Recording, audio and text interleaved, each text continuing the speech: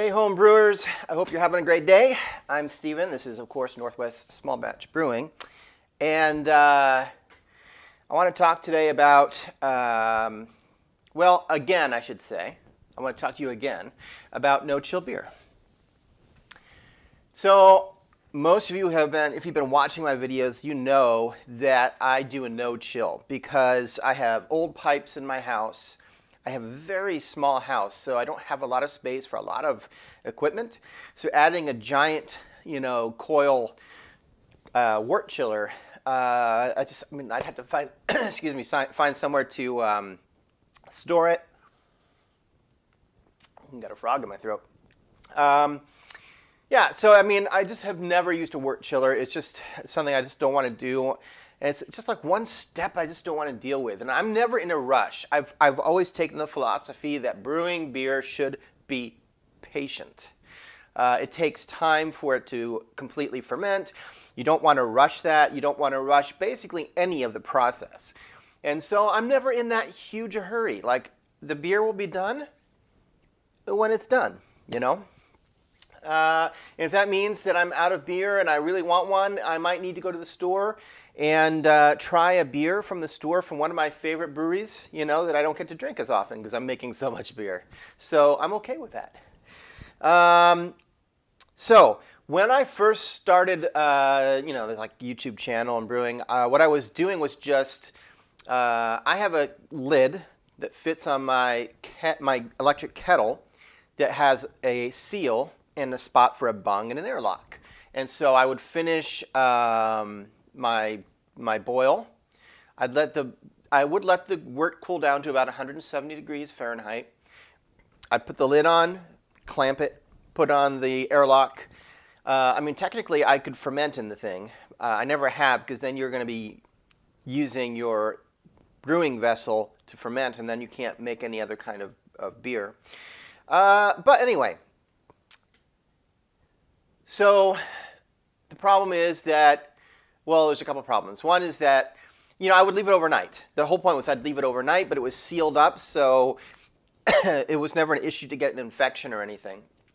But sometimes by morning, it still wasn't quite cool enough. I personally don't like to pitch yeast unless I've got my wort down to like 75 degrees or less Fahrenheit. And I just realized I need to start putting Celsius. I'll see if I can stick Celsius in afterwards when I'm editing. I've gotten a bad habit of not adding Celsius in, and that's not good. Anyway, so the problem is for me, like I've found that if you pitch your yeast and the wort is hotter than that, it won't kill the yeast. It's fine. It'll live. But yeast, if they're not happy, in other words, if you pitch them into wort that's too warm, they won't die, but they won't be happy about it. And they'll let you know that they're not happy by spewing out nasty flavors into your beer that you don't want. So it's a good idea to get your temperature down to like room temperature to pitch your beer or pitch your yeast, or maybe a little over room temperature is okay. When I say, I shouldn't say room temperature because it could be like 90 degrees Fahrenheit where you're at. Again, 75 degrees is what I shoot for. A little less than that's okay. You can go down to about 68. I'm kind of digressing here though. So one of the problems I had was that leaving it overnight, it wouldn't always cool down enough to pitch yeast the next day. And although you can go another day without pitching it and just leaving it sealed up, the longer you do that, the higher the chances that you're going to have an infection. So I don't like to do it any longer than a day if I don't have to. So, and by the way, if you get to 3 days and you haven't pitched your yeast, you're now getting into the danger zone of actually having botulism form from the mold or whatever bacteria that's going to form in the beer. So don't go 3 days. Just don't do it. You're really getting into the danger zone at that point, in my opinion. So I had to figure out a way to cool down my wort overnight, but not use a wort chiller. So what I did is I started taking blocks of ice that I would fill in containers, these plastic containers.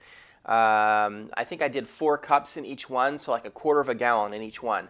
That way I knew how much I had, like each bit of ice that I had, I knew exactly the amount, so that I knew I need to top up my beer by, say, 2 gallons. I knew exactly how much ice to put in it because it would melt and bring it up to that amount that I wanted. All right, well, here's a couple problems. I mean, it worked okay, but here's the problem. Number one is when you cold crash, and even when I didn't use ice, this sometimes would happen.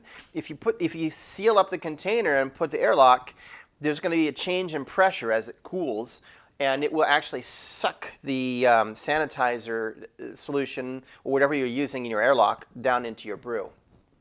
And there's no way to avoid it. You can sort of lift the bung up every hour until it's cool enough. That's one reason why I usually waited until my brew got down to about 170 degrees before I put the lid on it to try to help mitigate that. But getting back to the ice, the problem with the ice is it worked well when it all melted. However, sometimes I would wake up in the morning to pitch my yeast and the wort would be too cold. The ice actually got it too cold. Or the ice was not all melted and it was still like chunks of ice in it, and that was also a problem. Also, there's a weird thing. I wish I had a picture to show you, but I saw it on a brewing forum not too long ago, and I knew exactly what it was because it happens to me. When you cold crash your wort or you add ice to cool it down or whatever, the protein sort of, I don't want to say it coagulates, but the protein that's in your wort will sort of make these weird clouds in your wort. So if you see that, it's not an infection. It's just the protein in your wort, and you can pretty much ignore it. You can stir it up if you want, but it really isn't going to hurt anything in the end. Okay.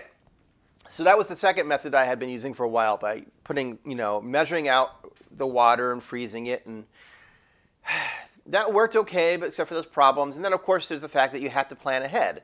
You have to basically freeze a bunch of water. You may not even use all of it, right? Because you don't know how much you're going to need, And so it worked okay, but it wasn't great. I've now come up with what so far for me is the best method for cooling my wort on the cheap without a ton of equipment. I have about 5 2-liters in my freezer. So I'm talking about those 2-liter soda bottles. And I don't know I think they're 1 liter in a lot of European countries. But so I have these 2-liter bottles, drank the soda, and then, clean them up, rinse them out, sanitize them, let them dry. And then I filled them with water, not all the way to the top, because water expands when it freezes, right? So I filled it up with a nice little gap at the top. I left the lid real loose, stuck them in the freezer. They froze up solid, like solid rock solid ice. The nice thing about the 2 liters is they are built to hold pressure, so they do pretty good at not cracking, and they're pretty good for this. So then what I do is I top up my wort at the end to hit usually like 5.5 gallons, because that's what I aim for. And then my kettle, of course, can hold 8 gallons, something like that. So I just start putting these frozen 2-liter. I spray them with sanitizer first. I know they're frozen, but that's what I do. And then I put them in the wort until I fit as many as I can. So I usually fit 4, sometimes 5 of these 2 liters in there. And then, and I do wait. I do wait for it to come down to 170 degrees. Then I put the 2 liters of ice in there. And because they're solid ice, they take much longer to melt. And they don't, because I tighten the lid down, they don't drain into the wort. So I'm not adding any liquid. I'm just adding, it's kind of like a poor man's, wort chiller. And then I put the lid on it, close it up, and the next morning, I sanitize my hands and carefully pull out the 2 liters. and then go about my business of moving it and aerating it into a fermenter and adding the yeast, etc. So that's where I'm at with cooling my wort. I use these frozen 2 liters, and that works pretty well, but you absolutely have to spray them down with sanitizer before you put them in your wort. And yeah, for sure I would say, because you're not putting like a wort cooler you would normally put into your wort while it's still boiling to sanitize the coils. So yes, you're taking a chance. So far I've not gotten an infection or any problem with it, but sure, you're definitely taking a higher risk by doing it. But you know, sometimes you have to do what you got to do. So that's how I'm chilling my beer these days. If you're looking for a way to do it without having to buy a wort chiller and hooking it up to your pipes or a pump or something, you know, all that business, and you want to keep it simple, give it a try. I've had pretty good luck with it. I will say this. Not all systems are like mine that have, you know, a sealed lid where you can put an airlock on it and clamp them down. There's a system I've been talking about now for a while that, man, I shouldn't probably talk about it so much because I haven't actually had experience with it. I've just seen a lot of videos, and it seems like it's the majority of people out there are using this system, and to me it looks way better than what I'm currently using. So I'm just going to say it, but I haven't used it, so I can't give you a proper, like, you know, is it good or bad, you know, what I think of it. I can only tell you what I've read and what I think, you know, based on what I've read. And that's the claw hammer system. So that just uses a big kettle that's wider than what I have. And it doesn't have like a clamp down lid. It doesn't have a space for an airlock in the lid because, you know, you're not planning on fermenting in that kettle. So that one to do no chill, I've seen, I'm just going to, you know, I'm going off on a tangent here, but I've recently seen every now and then a YouTuber call out other channels in a good way, you know, in their own category. And I really like that. I think it helps support the community of homebrewing, no matter whether it's beer or mead or wine, cider, whatever you're making, kombucha, you know, whatever you're doing that's fermenting, we're all in it together. And I love this idea of being able to just say, oh, this is a great channel, you should go see it. I still want you to watch my channel. But yeah, so there is a channel called Flora Brewing. If you are into brewing beer, I'm sure you've seen this already. She, I think, hails from the Pacific Northwest, like myself. And I think she moved down to California, like the LA region. That's totally not important. What's important is she uses a claw hammer system for brewing beer. And when she does a no-chill, she wraps saran wrap around just the outer lip of the lid as tight as she can. And if you do it while it's still hot, it almost causes the saran wrap to sort of self-seal and kind of shrink and stick onto the lid. Is it like as good a seal as like using an airlock? No. But I think it's probably perfectly fine for doing a no-chill. So I guess what I'm saying is if you don't have one of these types of systems where you can get a lid and an airlock, you can use a pot or whatever you're using. Just make sure you seal the lid up as best you can, like with saran wrap or something, to keep, you know, bugs and things out. And I think it should be just fine. You know, obviously other people do it and it works. So you don't have to have a sealing lid to do a no-chill beer. All right. I've talked more than I thought I would about this. If you're wondering what I'm drinking, this is my Smash 2-row Smash beer. It's a pale malt.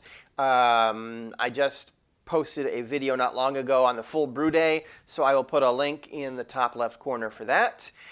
And this t-shirt might interest some of you. I got it on Amazon. It's not like, you know, I'm selling it or something, but if you like it, I don't know if I still even have the link to it, but I'll see if I can stick that in the comments if you're interested in that.